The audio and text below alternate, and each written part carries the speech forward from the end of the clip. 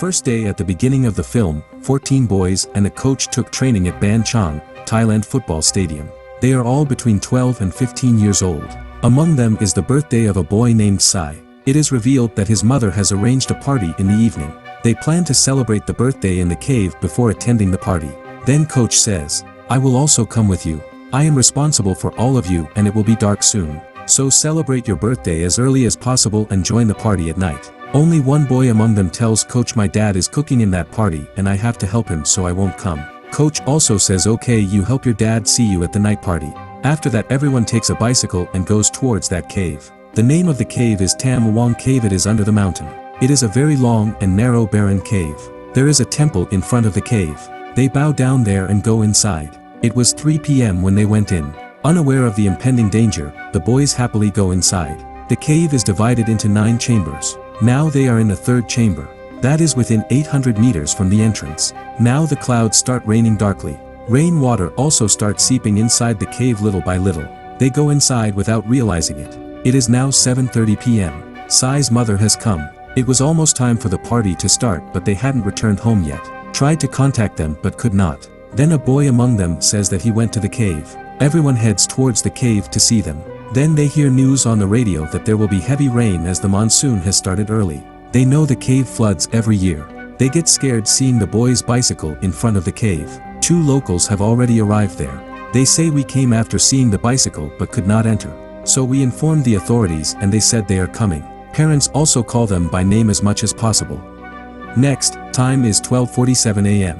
The governor learns the situation and leaves the house. Before that, the SEAL team also arrives. The governor inquires about the situation from Navy Captain Arnon Suravine. Vern Unsworth from England lived nearby to research the cave. He researches the cave and draws a map which he shows to the governor, and tells the governor that the cave is narrow and wide in some places. Captain says show this to the SEAL team. The first step is for the SEAL team to go inside the cave. They keep tying ropes on their way. Now they have come to the 3rd chamber. Next, the governor spoke to reporters about the situation and the danger. It is 5:06 a.m. and parents are anxiously waiting for their children. Then the SEAL team comes out with some injuries. They say that the flash flood had come and they could not enter further due to lack of visibility and could not see the children. Parents are more upset. By day 2, a stunning national effort is underway to rescue them. Volunteers have joined the effort to get the water out of the cave. Next, the minister comes in person and inquires about the field situation from the governor. The governor informs the minister that giant pumps have been brought in to pump out the water and the divers are unable to go in due to the rising water level and are therefore unable to find out where the boys are. Minister says, "I know you will be replaced next week, but till then you are the governor here." Pressure has been put on the governor. Next comes Thanat Nadisri as his aspirant. He is a water engineer. He asks for help from a local resident who knows about the cave. He has water coming from above and not from below and he has to stop it from coming in. He says that he needs to find holes and make way. "Did the government send you?" he asks. To which he says, "I came by myself and there is no time to ask them." A local comes forward to help. Go to the mountain and start finding every hole. Day 5, the next scene shows Rick in England. He is the hero of the film. John asks Rick if he's watching what's happening in Thailand right now. John asks Rick that we should help them. They're Varn told about them and the best divers. Rick initially refuses. A massive rescue operation is underway in Thailand. More than 1,000 volunteers from all over the world have come here. Now Rick steps in to help. Now Rick and John head towards the cave. The cave there is closed and the guards do not allow entry. After that, Varn tells the captain that I have told the governor about them and he has given permission. He tells the captain that they are good divers. They think foreigners should not go in and die. Then the captain allows them to go to the cave. Rick and John dare to go inside. Now they have reached the 3rd chamber. After this they have to swim. Then some employees are fixing the pump to drain the water. They stick to the oxygen cylinder and sink into the water. Now they have arrived at the stalactite tunnel. That means within 900 meters from the entrance. They cross the very narrow tunnel and arrive at T-junction. It is within 1,600 meters from the entrance. It has been 3 hours and 50 minutes so far. They are looking for children here. Then the water breaks through the rocks and comes in, causing flash floods. On top of this, thinking that it is dangerous to stay here, when they come back out, they see that an employee who came to fix the pump is stuck here. He is trembling with fear. Rick tells John to be here to save him and tries to get him out by hooking John's oxygen cylinder. Then the employee gets nervous thinking that he will die. Rick also gets nervous because of that. Rick is having a hard time controlling him. Rick somehow saves him. After that they came out and spoke to the governor. We went inside as much as we could but could not find the boys. Captain asks how far did you go in? They say we went till T junction. The captain appeals to the governor that my group has gone to the same T junction. To which the governor says that I will approach all means to save those boys. The governor tells Rick and John not to take anything the wrong way and never to enter the cave again without my permission and leaves. The problem here is that the governor is in charge but Captain Arnaud is the one doing the work. The captain does not like being ordered by people who are not in his field. Apart from that there is a rumor that the governor has been removed. Rick asks Varn about this temple. It is the shrine of the sleeping princess Nong Nan. This mountain is also named after her. This mountain is named after her as it looks like a sleeping princess from a distance. Now she is angry and the villagers are saying that it is because of her tears that the children got trapped inside the mountain. It is the 7th day since the boys went to the mountain. People are afraid because life-threatening diseases can occur and the level of respiration is decreasing. Volunteers are coming to help in the rescue work. Just like that, Sam, the captain's friend of 10 years, comes to help them. As the captain introduces Sam to his team, one of the boys' parents tearfully asks, "I don't know if my son is alive or not, please give me his body." Also 2 volunteers from the US Air Force arrive and introduce themselves to the governor. Medical, communication equipment is all there. They tell the governor that we are doing our best to help. The governor thanks them. Next the governor organizes the meeting. The governor asks for ideas to save the boys. "Captain, the rain must stop and the water must be pumped out using pumps." After that he says he can go inside. "Rick and John, we can go in now. Don't take it wrong, you are trained to dive in open water but we have been diving in caves for the last 30 years. Captain Arnott says I am responsible for the safety of my men and the governor should decide as far as others are concerned. The governor thinks for a while and says no one should go in now and wait till the rain stops. Because he is under pressure that no one should die. 8th day, next the governor comes to visit the top of the hill. The governor sees the water engineer plugging the drains with local residents. The governor asks the water engineers what they have come up with. For that, water falls from the water engineer's mountain and falls into the cave through the chutes. They create a powerful flow of water. If pain alters that water flow, the water level will drop. That is why we pump water, he says. But these pumps are useless. Finally the governor asks if you can stop this. He says it is possible but expensive. That is, if the water is diverted, the land of the farmers near the rains will be affected and the crops grown for months will be destroyed, so they are asking the farmers to help save the children. Farmers come forward to save the children without expecting their own profit. Then according to the advice of the water engineer, the water is being pumped out using giant pumps. 9th day, the boys wonder if they have a chance to survive. Local people pray on the entrance of the cave to rescue the boys. Sai's mother gives some amulets and asks her to bless this. Next Governor Captain has the pumps working and the rain has stopped. He asks to send the seals inside. He says it takes at least 24 hours for the water to drain. The governor asks the captain for advice as Rick and John prepare to go in. It was dangerous for him to send them now. He says he is one of the best in the world to dive at this level. In this case, the minister is putting pressure on the governor. So the governor allows them to enter.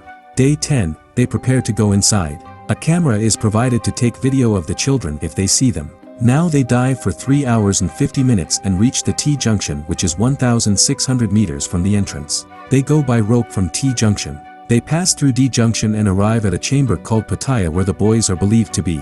They shout, "Is anyone there?" But no response was received. They go forward to see if any bodies are available. But their passage is so narrow that they find it difficult to dive. The rope they brought runs out. Then they see the lights burning in the distance and move forward.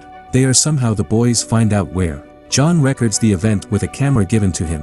They make sure everyone is alive. The boys ask if we can go out now. John and Rick can't do that today. We're the only 2 people here. We're going to tell the rescuers out there and they say more people will come and rescue you and arrange for food and medical care. They know that the coach has kept them brave. Coke taught them to meditate and pray. John and Rick leave after giving them courage. The boys are now in their 9th somber.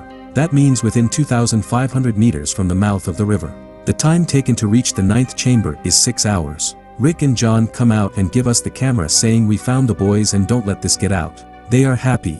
This is reported to the captain and governor. And people and media are getting to know. Rick and John feel that the chances of saving the people are slim to none, but Rick and John know the danger involved. A little happiness and hope is born in the minds of parents who have been sad for 10 days. Rick informs the governor of the danger involved. At first, when a worker is rescued, the worker would have died of fear, so much so that the distance is short and his age is high compared to children. But he informs the governor that there is not much chance for these boys to be rescued. He says that if you try to bring the children out, they will be dead when they come out. The governor walks out upset. Due to this, they do not want to answer the reporters. Day 11, children are scared here. The practitioner insists on meditation to control them. As the SEAL team prepares to enter the cave, did you get to T junction on the first dive from Rick and John, and may we give you some pointers for improvement? They ask that. They also ask, please tell me. He gives them instructions on how to proceed from D junction.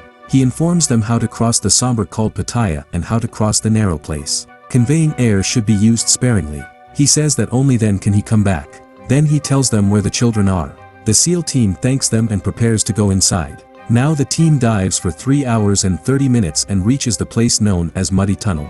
That means within 1150 meters from the entrance. After that they dive for 7 hours and 23 minutes and reach a long shallow tunnel. That is, within 2,300 meters, there are children here.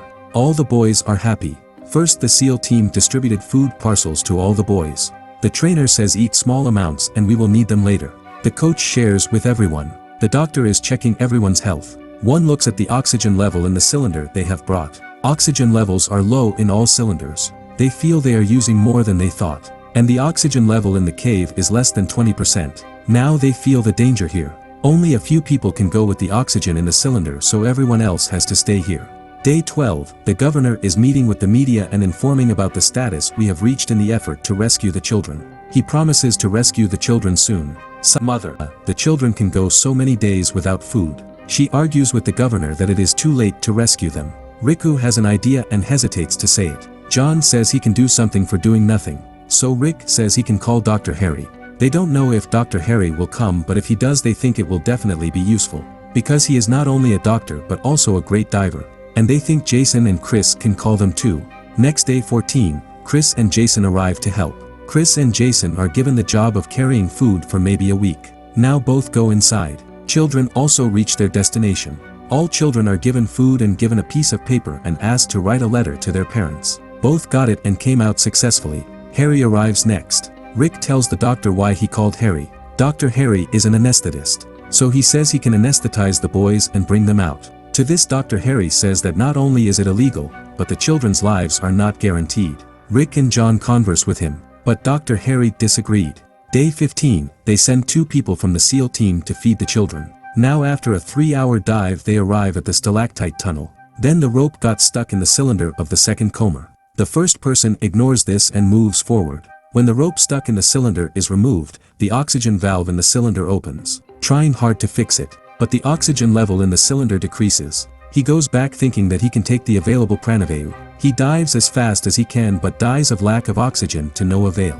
Everyone respects that Navy SEAL. Now everyone realizes how difficult and challenging the rescue work is. More pressure is being put on the governor. So the governor says no one should enter without my permission. Next comes the news that Dr. Harry's father has been hospitalized with a heart attack. Since the boys are short on time, Harry accepts Rick's idea. He says that some people can be saved through this. They inform the governor about this. That means they are immobilized with an anesthetic so we can bring them out like packages. The governor informs the minister about this. The minister also agrees to this. The governor said that the parents and the media should not know about this. He promises to take full responsibility if the attempt fails. Day 16, here a few more volunteers join the water engineer to divert the water before the monsoons arrive. Reporters and journalists are sent out from here. Sai's mother gives them the amulet blessed by the preacher. Riku doesn't believe in it but gets it for them. Dr. Harry talks about how to administer the injection as the boys will need to be remedicated if they pass out on the way. Now Team Rick and Team SEAL prepare to go inside the cave to rescue the boys. People are all praying for them. Now they have reached the 5th somber, i.e. halfway. 2 people wait here and everyone else goes inside. After some distance Rick says he will wait here, because he will report back to them after the first boy completes the long dive.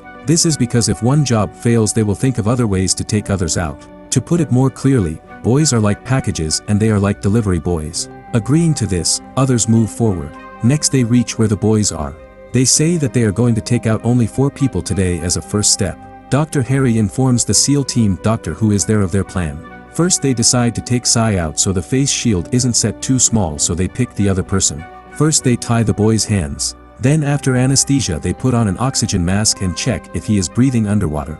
Everything is fine now. The boy's legs are tied and packed like a package. Jason takes the first boy. Now Jason reaches where Rick is. Rick makes sure everything is fine. Here the first boy goes out and anesthetizes the second boy before reaching him. Then Rick says that everything is fine and they can continue. John carries the second boy. As Jason carries the first boy away, he sees the boy slowly regaining consciousness. Jason misses the needles while administering the anesthesia and somehow takes the needles and injects the anesthesia into the boy's body. The boy returns to unconsciousness. Chris is carrying the next little boy. John reaches where the two seals are. Here the second anesthetic is administered. But a problem arises. The boy could not breathe in the water.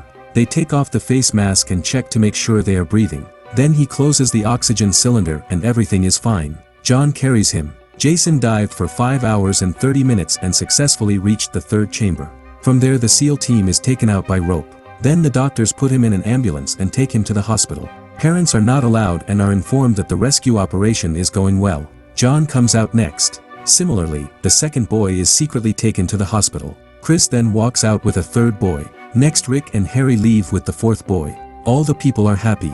Day 17, now Rick and his friends go to the cave to rescue the remaining boys. Rick is carrying a fifth boy. Sai is upset that his face shield did not arrive. The coach consoles him. Here in the mountain there are not enough pipes to transfer the water, so bamboos are cut and made like pipes. Next John brings the sixth boy. Now both of them come out. Parents are waiting for the children. The construction of pipelines through a mountain has been completed. A dark cloud begins to surround. Face shields were flown in from Bangkok for Chai. It starts raining again. Rainwater further drains inside the cave. They feel that this rain is not good. Day 18, it has been raining since night. Everyone prepares to enter the cave. They see more water coming into the cave. After thinking for a while they went inside. They reach where the boys are. Everyone says they can go out today. They see if the small face shield fits Sai. But even this is not properly covered. Next Chris carries a boy named Prem. Jason says I'll take the last guy because the water level in the cave is rising and carries him away. He asks to pull the mask by hand. Jason takes Chai. Finally the trainer gives him anesthesia and Rick takes him away. Chris misses the ropes as he goes. He tries to grab the rope but can't. He looks at the electric cable and continues. Next the SEAL team and Harry prepare to leave. Volunteers and local residents are working to prevent water from entering the cave. Chris feels guilty. He waits at a higher place as the situation will worsen if he goes further. Jason successfully brought Chai out.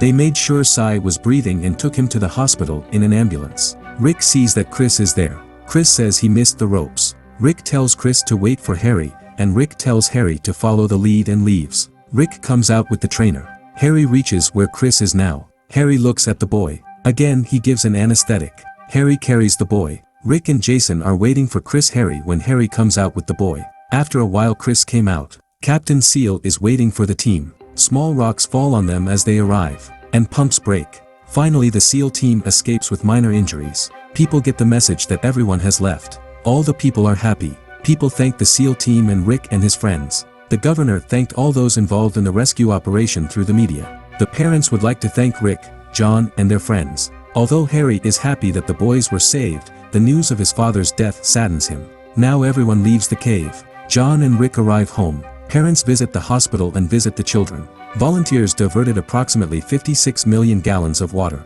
The government came forward to compensate the farmers who lost their crops. More than 5,000 volunteers from 17 countries are involved in the rescue operation. Hope you enjoy this video. Stay tuned. Thanks for watching.